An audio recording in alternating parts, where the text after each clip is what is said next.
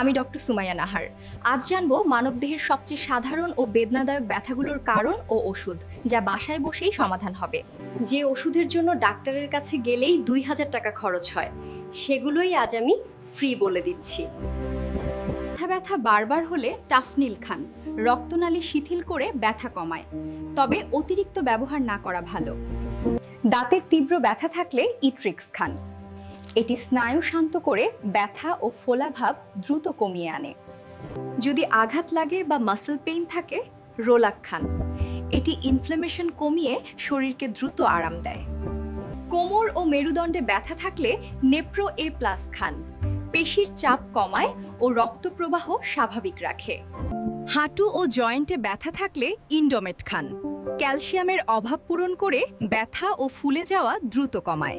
এরকম আরও informative video পেতে চাইলে একটা লাইক দাও আর পেজটা ফলো করো। তোমাদের ভালোবাসাই আমার চিকিৎসার প্রেরণা।